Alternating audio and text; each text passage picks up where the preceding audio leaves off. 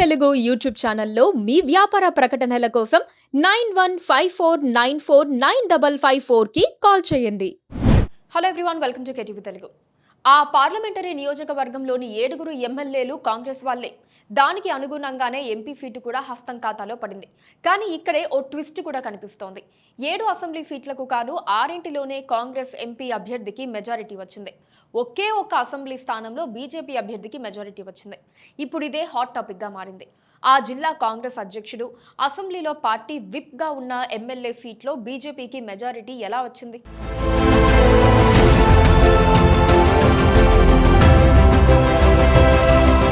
Peddapalli SC reserved parliamentary నియోజకవర్గం నుంచి కాంగ్రెస్ అభ్యర్థి గడ్డం వంశీకృష్ణ విజయం సాధించారు. జగిత్యాల జిల్లా పరిధిలో ఉన్న ఈ లోక్సభ స్థానంలోకి వచ్చే 7 అసెంబ్లీ నియోజకవర్గాల్లోనూ కాంగ్రెస్ ఎమ్మెల్యేలే ఉన్నారు. మంథని ఎమ్మెల్యేగా ఉన్న మంత్రి శ్రీధర్ బాబు ఎంపీ ఎన్నికల బాధ్యత తన భుజస్కంధాలపై వేసుకుని గడ్డం వంశీకృష్ణ విజయానికి తీవ్రంగా కృషి చేసి ఆయన్ని గెలిపించారు. 7లో 6 అసెంబ్లీ సీట్లలో వంశీకృష్ణకు మంచి మెజారిటీ వచ్చింది. దీంతో సునాయాసంగా ఆయనకు విజయం లభించింది. ఇక్కడే ఒక ట్విస్ట్ ఉంది.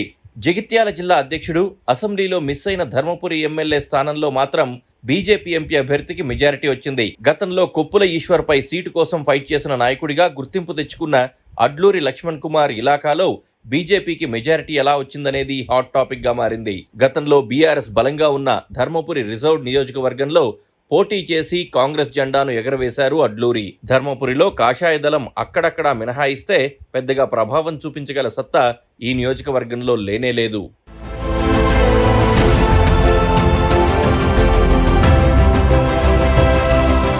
ఆయన పెద్దపల్లి కాంగ్రెస్ ఎంపీ అభ్యర్థి గడ్డం వంశీకృష్ణకు పార్టీ ఎమ్మెల్యే అడ్లూరి ఇలాకాలో బీజేపీకే ఎక్కువ ఓట్లు ఎలా వచ్చాయంటూ కాంగ్రెస్ వర్గాల్లో చర్చ జరుగుతోంది. బీజేపీకి అస్సలు బలం లేని ధర్మపురిలో ఏం జరిగిందంటూ ప్రశ్నలు వినిపిస్తున్నాయి.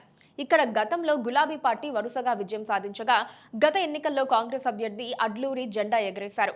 అటువంటి చోట ఇప్పుడు కాషాయ పార్టీకి మెజారిటీ ఓట్లు వచ్చాయి. రాష్ట్ర మంత్రిగా ఉన్న శ్రీధర్ బాబు నియోజకవర్గంలో కాంగ్రెస్ పార్టీ ఎంపీ అభ్యర్థికి 52,000 ఓట్లకు పైగా ఆధిక్యత వస్తే, అదే కేబినెట్ హోదాలో ఉన్న అడ్లూరి ఇలాకాలో బీజేపీకి ఆధిక్యం దక్కడం విశేషమే. పెద్దపల్లి ఎంపీ సీటు మాదిగ సామాజిక వర్గానికి ఇవ్వాలని మంత్రి శ్రీధర్ బాబు గట్టిగా చెప్పినా అధిష్టానం ఆదేశం మేరకు వంశీకృష్ణకు పూర్తి స్థాయిలో సపోర్ట్ చేశారు.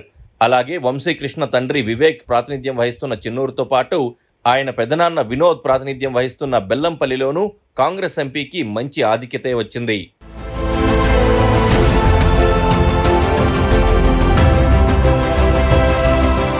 మరి ధర్మపురిలో మాత్రమే కాంగ్రెస్ వ్యూహం ఎందుకు బెడిసికొట్టిందనే చర్చ జరుగుతోంది. ధర్మపురి ఎమ్మెల్యే అడ్లూరి లక్ష్మణ్ కుమార్ కు వంశీకృష్ణ తండ్రి గడ్డం వివేక్ అండగా నిలిచారు. అయితే అడ్లూరి మాత్రం వంశీ విషయంలో మనస్ఫూర్తిగా పనిచేయలేదనే వాదన వినిపిస్తోంది. మొత్తంగా పెద్దపల్లిలో తన కొడుకు వంశీకృష్ణ గెలిచిన సంతోషం కంటే ధర్మపురిలో అంత సహాయం చేస్తే కాషాయ పార్టీకి ఎక్కువ ఓట్లు ఎందుకు పోలయ్యాయని గడ్డం వివేక్ ఆందోళన వ్యక్తం చేస్తున్నారు.